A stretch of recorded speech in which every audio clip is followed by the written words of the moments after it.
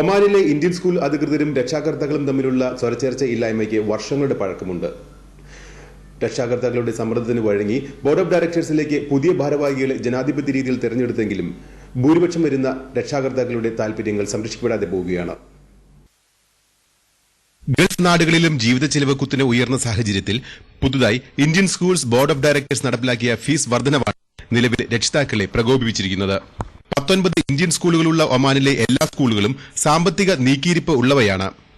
അതായത് board of directors അവകാശപ്പെടുന്ന സാമ്പത്തിക വൈഷമ്യങ്ങൾ ഒന്നും തന്നെ ഒമാനിലെ ഇന്ത്യൻ സ്കൂളുകൾക്ക് ഇല്ല എന്ന് രക്ഷിതാക്കൾ സമർത്ഥിക്കുന്നു. ഇന്ത്യൻ സ്കൂൾ മസ്കറ്റിന്റെ തന്നെ പബ്ലിഷ് ചെയ്തിട്ടുള്ള ഫൈനാൻഷ്യൽ റിപ്പോർട്ട് എടുത്ത് പരിശോധിച്ചാൽ കാണുന്നത് ഈ സ്കൂളിന് ഇതുവരെ ഏതാണ്ട് 45 ലക്ഷം ഒമാനി റിയാൽ നീക്കിയിരിപ്പ് ഉണ്ട്, സർപ്ലസ് ഫണ്ട് ഉണ്ട് എന്നുള്ളതാണ്. അതോടൊപ്പം തന്നെ ഈ പബ്ലിഷ് ചെയ്ത റിപ്പോർട്ട് കഴിഞ്ഞ 2011 മാർച്ചിലെ റിപ്പോർട്ട് പ്രകാരം ക്യാഷ് പ്രോഫിറ്റ് 75,000-ലധികം റിയാൽ ഉണ്ട്. അപ്പോൾ ഇത്തരമൊരു സാഹചര്യത്തിൽ എന്തുകൊണ്ട് ഈ വർധന എന്നുള്ളത് രക്ഷിതാക്കൾക്ക് തീരെ മനസ്സിലാക്കാൻ സാധിക്കാത്തതാണ്. 2 റിയാൽ കൂട്ടിക്കൂടെ 10,000 കുട്ടികൾ പഠിക്കുന്നില്ല ഇവിടെ. അപ്പോൾ 1 റിയാൽ കൂട്ടിയാലും ഇവർക്ക് ഒരു മാസത്തെ തന്നെ എത്ര റിയാൽ വരുമാനമായി? ഇവര് വരുമാനമില്ല എന്ന് വെറുതെ പറയാ. രക്ഷിതാക്കൾക്ക് ബോർഡ് ഓഫ് ഡയറക്ടേഴ്സ് നൽകുന്ന വാഗ്ദാനവും അതിന്റെ പച്ചയായ ലംഘനവും ഒരു തുടർക്കഥയാണ്. രക്ഷിതാക്കളുടെ തുടർച്ചയായ സമ്മർദ്ദങ്ങൾക്ക് വഴങ്ങി ഓരോ സ്കൂളിലും സ്കൂൾ മാനേജ്മെന്റ് കമ്മിറ്റി മീറ്റിംഗ് വിളിച്ച് പ്രശ്നങ്ങൾ ചർച്ച ചെയ്യാമെന്ന് ബോർഡ് ഓഫ് ഡയറക്ടേഴ്സ് വാഗ്ദാനം ചെയ്തിരുന്നു.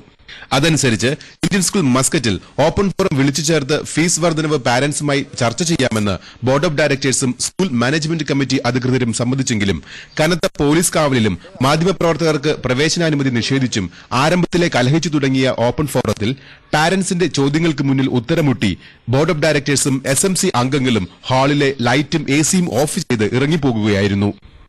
രക്ഷിതാക്കൾ ഈ സ്കൂളിന്റെ സാമ്പത്തിക സ്ഥിതി പരിശോധിക്കുകയും ബോധ്യപ്പെടുകയും ചെയ്തതിനു ശേഷം രക്ഷിതാക്കളുടെ കൂടെ സമ്മതത്തോടെ തന്നെ ഫീസ് വർധനവ് ആവശ്യമെങ്കിൽ നടപ്പാക്കാമെന്നും ഞങ്ങൾ രക്ഷിതാക്കൾ പറയുകയുണ്ടായി. പക്ഷേ ഇതിന് വളരെ നിഷേധാത്മകമായിട്ടുള്ള ഒരു സമീപനമാണ് ബോർഡിന്റെ ഭാഗത്തു നിന്നും സ്കൂൾ SMCയുടെ ഭാഗത്തു നിന്നും ഉണ്ടായത്. ഏകപക്ഷീയമായി തന്നെ ഈ ഫീസ് വർധന നടപ്പാക്കും എന്ന് പ്രഖ്യാപിച്ചുകൊണ്ട് അവർ രക്ഷിതാക്കളെ അഭിമുഖീകരിക്കാൻ മടിച്ചുകൊണ്ട് ഫോറത്തിൽ നിന്ന് ഇറങ്ങിപ്പോകുന്ന ഒരവസ്ഥയുണ്ടായത്. അലസിപ്പിരിഞ്ഞ ഓപ്പൺ ഫോറത്തോടെ കൂടുതൽ വഷളായിരിക്കുകയാണ് ബോർഡ് ഓഫ് ഡയറക്ടേഴ്സും രക്ഷാകർത്താക്കളും തമ്മിലുള്ള ബന്ധം. തുടർന്ന് പ്രശ്നം ചർച്ച ചെയ്യുവാൻ എംബസി ഓപ്പൺ ഫോറത്തിൽ അവതരിപ്പിച്ചപ്പോൾ നിസ്സഹനായി കൈമലർത്തിയ അംബാസഡറെയാണ് രക്ഷിതാക്കൾക്ക് കാണുവാൻ കഴിഞ്ഞത്.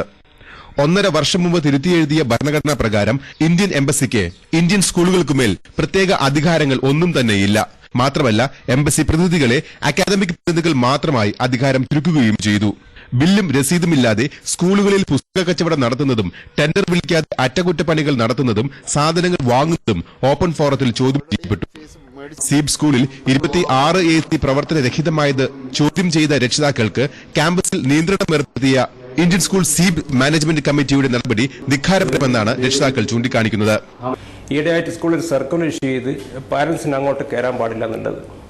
അതിന്റെ മെയിൻ പ്രധാനത്തെ സ്കൂളിൽ 26 AC വർക്ക് ചെയ്യാതിരുന്നപ്പോൾ ഞങ്ങൾ എല്ലാ ക്ലാസ് റൂമിലും പോയി AC പരിശോധിച്ച് അത് പ്രസ്സിലേക്ക് പോയി ആ റിപ്പോർട്ട് വന്നതിന് ശേഷം പിറ്റേ ദിവസമാണ് സർക്കുലർ ഇഷ്യൂ ചെയ്തത് പാരന്റ്സിന് അവിടെ കയറാൻ പാടില്ല എന്നുള്ളത്.